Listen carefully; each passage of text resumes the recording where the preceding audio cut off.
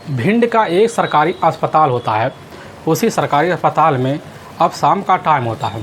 शाम के टाइम में उस अस्पताल में लगभग हज़ारों से ज़्यादा संख्या में मरीज़ भर्ती होते हैं, लेकिन एक स्टाफ रूम होता है। उसी स्टाफ रूम में तेज़ से गोली चलने की आवाज़ आती है और इस आवाज़ को सुनकर वहाँ जितने अस्पताल वाले परिसर वाले लोग होते हैं सभी लोग उस कमरे में घुसते हैं। देखते हैं कि वहाँ पर एक युवती है जिसकी काफ़ी बेरहम तरीके से गोली मारकर हत्या कर दी गई है। और वहाँ जितने भी स्टाफ होते हैं सभी में अफरा तफरा मच जाती है। अफरा तफरी मचने की वजह से वहाँ पर माहौल काफ़ी दंग सा हो जाता है। अब इसी दंग से वजह से और केस सुलझाने की वजह से जो होता है वहाँ पर एक निर्दोष महिला की और जान चली जाती है। लेकिन जब पुलिस इस केस के बारे में लोगों के कानों में सच्चाई डालती है और जो सच्चाई सबके सामने लाकर रखती है, इससे सुनने के बाद लोगों को तो अपने कानों पर कतई विश्वास भी नहीं होता है। आज की घटना में क्या था, आज की घटना में क्या हुआ, आज की घटना की आप पूरी तह तक सच्चाई जानने के लिए इस वीडियो को आप लास्ट तक ज़रूर देखिएगा। नमस्कार दोस्तों, मैं प्रदीप कुमार आपको इस टेढ़ी बात चैनल पे मैं स्वागत करता हूं। दोस्तों आज की यह जो सच्ची घटना है, यह घटना सुनाने से पहले मैं आपसे एक छोटा सा रिक्वेस्ट करना चाहता हूं, क्योंकि आप अगर हमारे चैनल पर नए आए हुए हैं और पहली बार आए हुए हैं तो एक बार जाकर आप अपने इन्हीं प्यारे हाथों से आप इस चैनल को ज़रूर से ज़रूर सब्सक्राइब कर दें, ताकि आज का जो वीडियो है यह वीडियो काफ़ी लोगों तक पहुंचाया जा सके, क्योंकि यह वीडियो काफ़ी इम्पोर्टेंट होने वाला है और इसके लिए हम आपके तहे दिल से बहुत ही शुक्रगुजार रहेंगे। दोस्तों आज की यह जो सच्ची घटना है, यह घटना है मध्य प्रदेश, और मध्य प्रदेश का ज़िला लगता है और भिंड, और ठीक उसी में सिटी कोतवाली पड़ता है। मैं बात कर रहा हूँ अब 10 फरवरी 2022 को। अब शाम का टाइम होता है, लगभग 6 बजे के आसपास होता है। तो सिटी कोतवाली के जो मौके पर एक इंस्पेक्टर होते हैं उस समय अपने ड्यूटी पर आते हैं, और जब ड्यूटी पर आते हैं तो वहीं पर खड़े होते कुछ पुरानी जो फाइलें होते हैं वह पलटना शुरू कर देते हैं। तभी उन्हीं के सामने दूसरे वाले कमरे में एक व्यक्ति काफ़ी ज़ोर ज़ोर से हाँफते डाँपते हुए आवाज़ लगा रहा होता है। लेकिन उसी बीच बाहर खड़े जो सिपाही होते हैं उस व्यक्ति को रोकते हैं, काफ़ी कोशिश करते हैं, लेकिन वह व्यक्ति उनके हाथ में पकड़ में भी नहीं आ पाता। वह व्यक्ति तुरंत ही वहाँ पर जो इंस्पेक्टर होते हैं वह होते हैं सुरजीत तोमर, अपने ही कमरे में मौके पर बैठकर कुछ फाइल जो पलट रहे होते हैं उनकी निगाह उस व्यक्ति के ऊपर पहुंच जाता है। वह व्यक्ति हाँफते डाँपते उन्हीं के सामने आकर खड़ा हो जाता है। तुरंत ही वहां पर जो इंस्पेक्टर होते हैं सुरजीत तोमर अब उस व्यक्ति के ऊपर जैसे निगाह दौड़ाते हैं, देखते हैं कि एकदम मासूम सा चेहरा है, बाल पूरी तरह से बिखरा हुआ है, और जो पूरे शर्ट है उस शर्ट पर कहीं कहीं ब्लड के धब्बे पड़े हुए होते हैं, हाथ पूरी तरह से लथपथ सा होते हैं। पुलिस देखते हैं तो एक बार चौक से जाते हैं, उनको यह मामला काफ़ी गंभीर सा लगता है। अब वह जो युवक होता है वह युवक वहाँ पर खड़े सुरजीत तोमर जो होते हैं इंस्पेक्टर, उन्हीं के सामने हाथ जोड़कर पहले नमस्कार करता है, फिर कहने लग जाता कि साहब हमारा नाम है रितेश साक्य, जो हम इसी ज़िला अस्पताल में ही वार्ड बॉय के नौकरी करते हैं, और हमारी अपनी पत्नी भी है, हमारे टोटल 2 बच्चे हैं जो इसी गांधीनगर के ही जो इलाका पड़ता है उसी में रहते हैं। साहब हमसे बहुत बड़ी गलती हो गई। अब वहाँ पर खड़े जो इंस्पेक्टर होते हैं सुरजीत तोमर अब उस समय अब रितेश से पूछ बैठते हैं कि बताइए क्या हो गया। अब रितेश तुरंत ही वहीं पर जो इंस्पेक्टर होते हैं उस समय सुरजीत तोमर के सामने कहने लग जाता कि साहब हमारे ही ज़िला जो अस्पताल है उसी अस्पताल में एक स्टाफ नर्स है नेहा चंदेला, अब जिसकी उम्र लगभग 24 साल के आसपास है। साहब हमने उसकी गोली मारकर हत्या कर दी है, और इस समय नेहा का जो डेड बॉडी है वह नवीन आईसीयू स्टोर रूम में मौके पर पड़ा हुआ है। यह बात जैसे वहां पर खड़े अब थाना इंस्पेक्टर सुरजीत तोमर सुनते हैं, सुनने के बाद एकदम अचंभे पड़ जाते हैं, कहने लग जाते हमें लग रहा है रितेश का जो दिमाग है वह थोड़ा बहुत करेक्ट भी है, देखने में एकदम तो सीधा भी लग रहा होता है।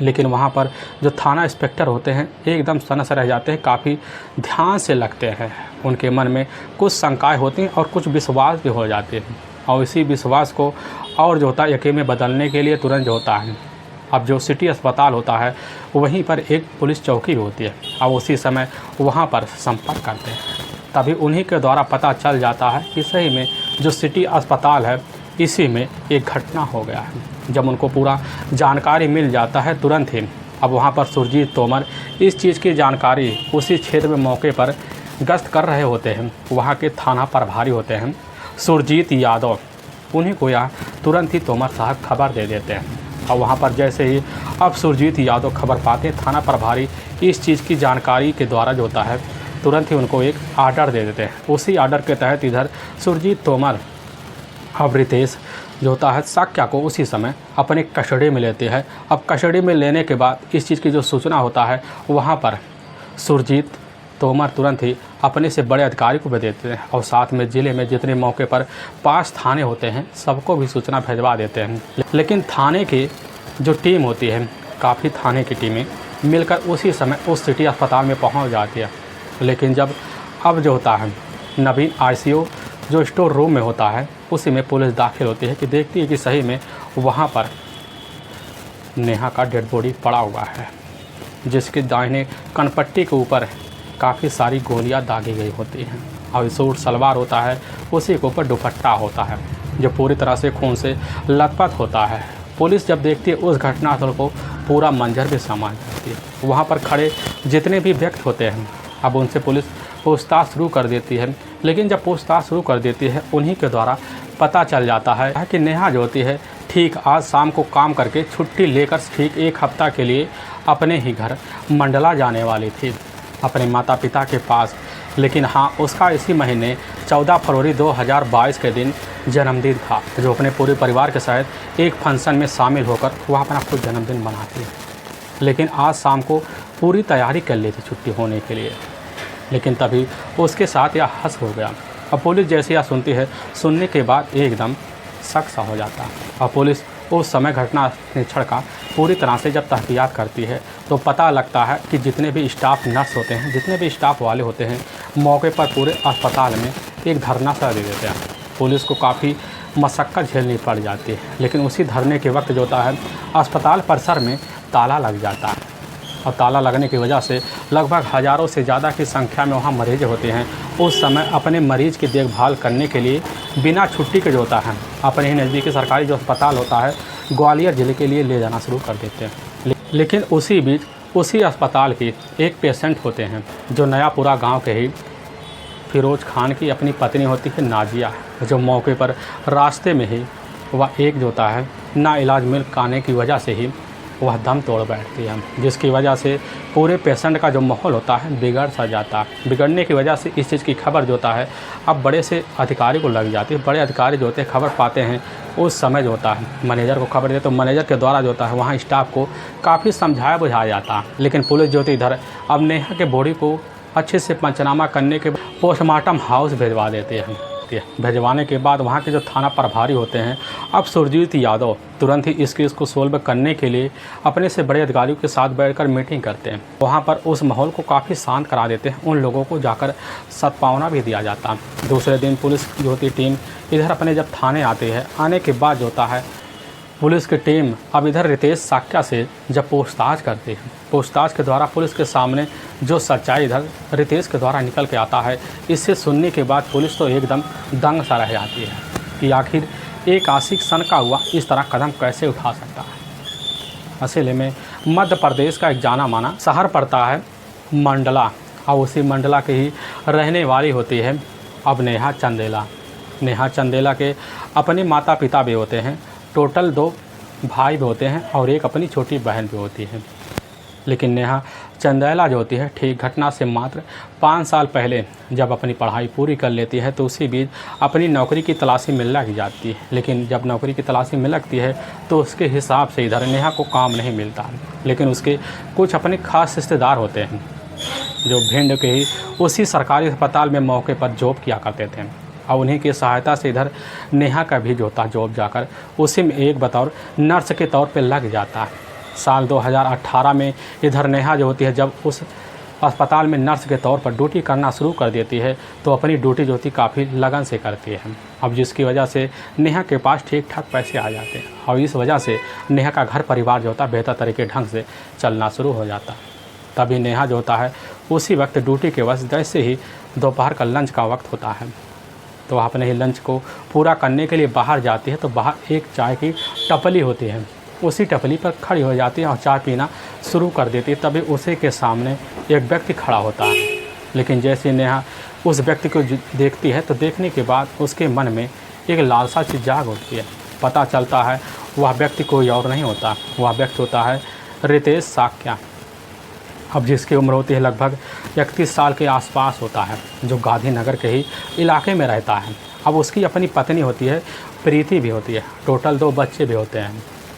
लेकिन रितेश जो होता है ठीक साल 2009 में ही वार्ड बॉय के तौर पर उसी सिटी अस्पताल में आकर अब जॉब किया करता था। नेहा से भी काफ़ी सीनियर होता है, इसीलिए लोग उसको काफ़ी तौर तरीके से भी जानते हैं। लेकिन इधर रितेश की नज़र जैसे ही अब नेहा के ऊपर पड़ता है, पड़ने के बाद उसकी खूबसूरती को देखता तो एक ही नज़र में वहीं चाय की टपली पर दीवाना हो जाता है और नेहा से बात करने के लिए वहीं ललायत हो उठता है। लेकिन कुछ लोगों के द्वारा इधर रितेश को पता चल जाता है कि नेहा आखिर काम कहाँ करती है। लेकिन जब पता पाता है तो एकदम उसकी खुशियों का कोई ठिकाना नहीं रहता और उसी दिन से नेहा के आगे पीछे मंडराना शुरू कर देता है और इतना मंडराने लगता है कि नेहा जिस रूम में स्टाफ रूम में जाती वहाँ पर जाकर पीछे से बैठ जाता है। लेकिन नेहा को जो नज़र होता है एक दिन जाकर रितेश के ऊपर पड़ जाता है। लेकिन रितेश अब इसी मौके की तलाश में बैठा रहता है। मौका भी पा जाता है नेहा से करीबी बनाने का और नेहा से जब करीबी बनाता है तो जाके उसको उसी समय मीठी मीठी बातों में अपने उलझा लेता है। लेकिन नेहा जो होती है उसकी मीठी मीठी बातों में उलझ जाती है। लेकिन इधर रितेश जो होता है वार्ड बॉय होने के नाते जो होता है काफ़ी लोगों के साथ उसका व्यवहार भी होता है और इसीलिए उस व्यवहार को आगे जारी रखने के लिए नेहा के साथ भी व्यवहार बनाना शुरू कर देता है और नेहा को भी उसके कामों में काफ़ी ज़्यादा मदद करता, जिसकी वजह से नेहा अब इधर रितेश से काफ़ी ज़्यादा खुश रहती। अब धीरे धीरे लगाव भी रखना शुरू कर देते हैं। लेकिन इधर रितेश जो होता है मन अब और नेहा को जानना शुरू कर देता और जब चाहने लग जाता है तो नेहा भी धीरे धीरे अब इधर रितेश को भी चाहने लग जाती है। दोनों के बीच जो होता है मुस्कुराहटें शुरू हो जाती हैं। लेकिन मुस्कुराहटें जो होती हैं रितेश के मन में जाकर नेहा का एकदम बैठ जाता है। लेकिन नेहा जो होती है अब धीरे धीरे रितेश से दोस्ती बना लेती है। लेकिन दोस्ती के बीच इन दोनों के बीच मोबाइल नंबर भी शेयर हो जाते हैं। मोबाइल नंबर शेयर होने के बाद दोनों शाम के टाइम जैसी छुट्टी मिलता तो उसी बीच इधर नेहा अब रितेश के साथ घूमने के लिए खुद उसके बाइक पर निकल जाती है। निकलने के बाद दोनों दोपहर का टाइम जो होता कहीं ना कहीं स्पेंड करते, फिर अपने ड्यूटी के लिए आते, फिर शाम को एक साथ अपने अपने कमरे पर दोनों चले जाते थे। और इस तरह दोनों के बीच प्रेम प्रसंग चलना शुरू हो जाता है। ना दोनों को जात का ध्यान रहता है, ना इधर नेहा को पता लग पाता है कि असल में रितेश साक्या जो होता है वह खुद एक शादीशुदा है। लेकिन कुछ दिन अब इन दोनों के बीच प्रेम प्रसंग जब चालू हो जाता तो चलने भी लग जाता। लेकिन एक दिन शाम का टाइम होता है तो उसी बीच शाम के टाइम में अब नेहा जो होती है इधर रितेश के सामने बैठकर कुछ बातें कर रही होती है।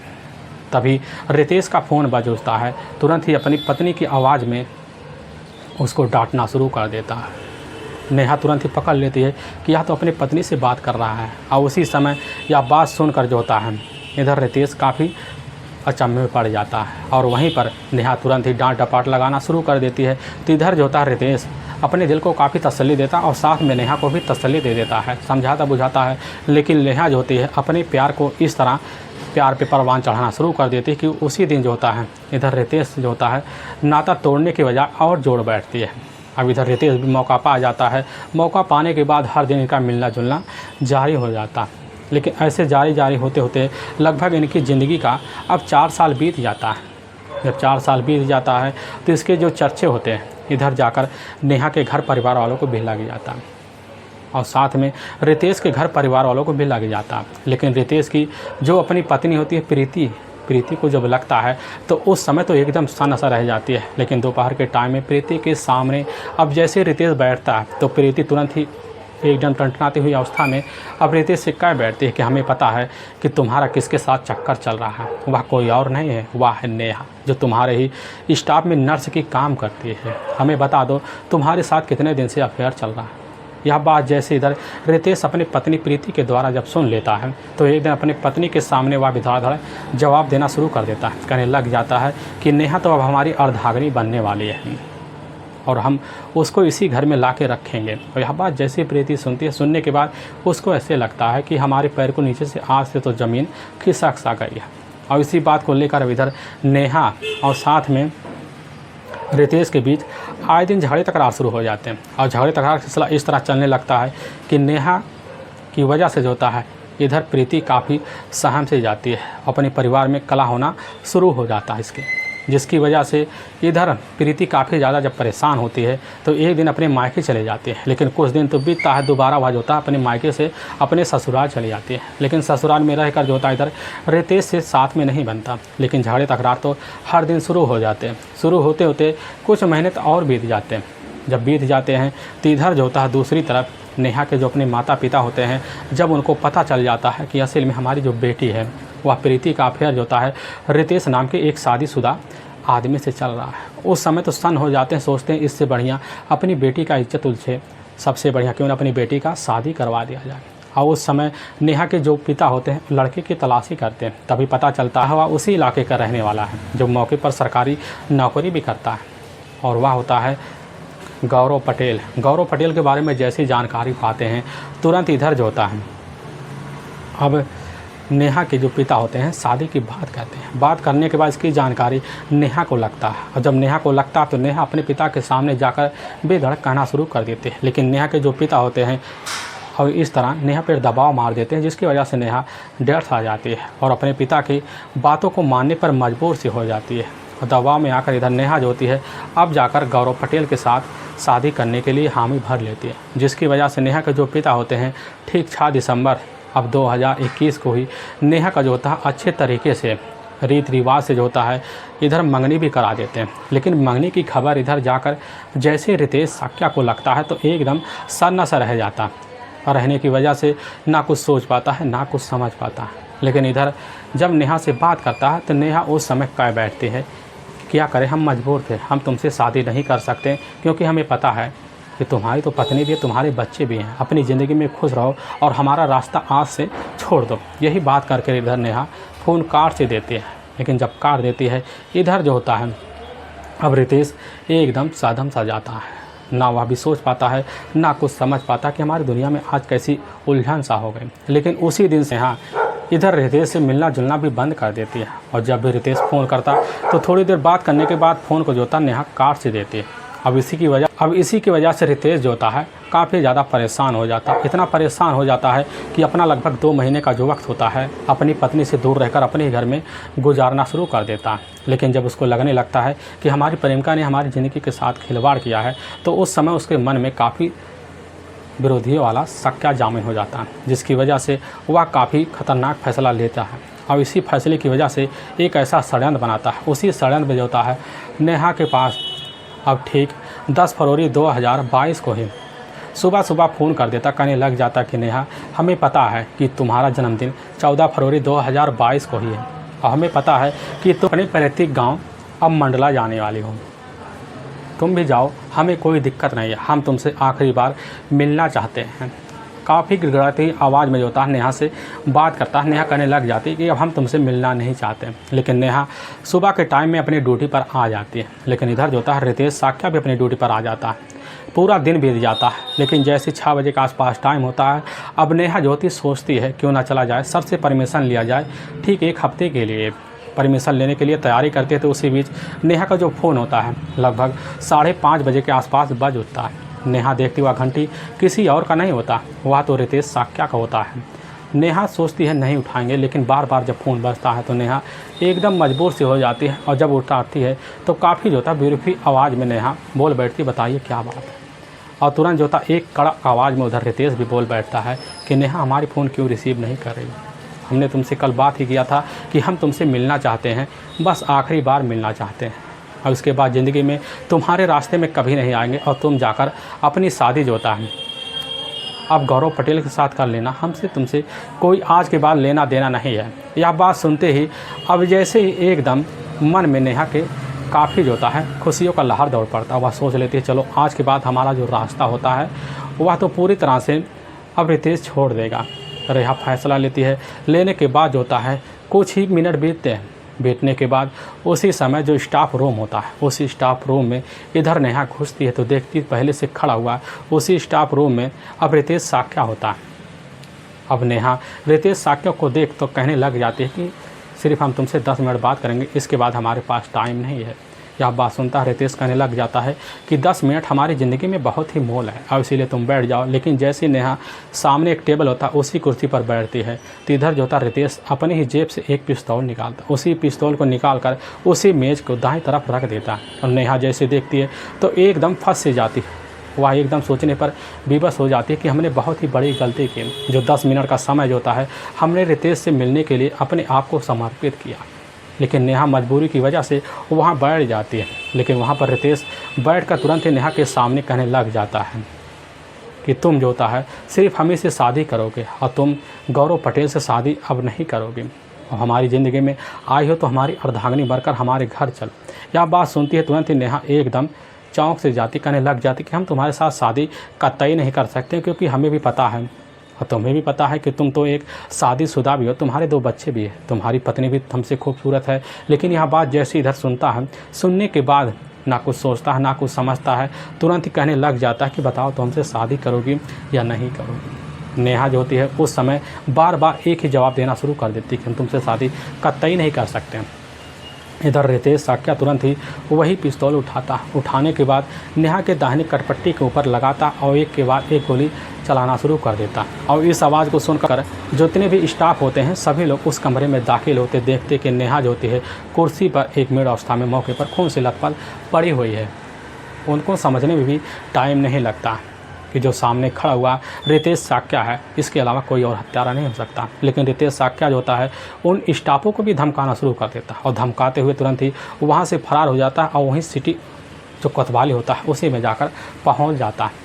लेकिन वाकई में दोस्तों पुलिस के सामने जब यह सच्चाई होता है, अब इधर रितेश साक्या के तहरीर पर आता है तो पुलिस की जो टीम होती है तो एक बार काफ़ी सोच में पड़ जाती है, क्योंकि उसी की वजह से 2 लोग इस दुनिया को छोड़कर हमेशा हमेशा के लिए चले जाते हैं। लेकिन पुलिस की जो टीम होती है इधर अब रितेश साक्या को अपने कस्टडी में लेने के बाद ले जाती है, वहाँ की कोर्ट में पेश कर देती है। कोर्ट में पेश करने के बाद रितेश साक्या के ऊपर काफ़ी गंभीर धारा मुकदमा दर्ज करके ले जाकर जेल के सलाखों के पीछे भी डाल दिया जाता है। दोस्तों हमें इस घटना का सुनाने का जो उद्देश्य होता है किसी को परेशान करना नहीं है, बस आपको यह बताना है कि आप जहां भी रहें आप सावधान और सतर्क जरूर रहें।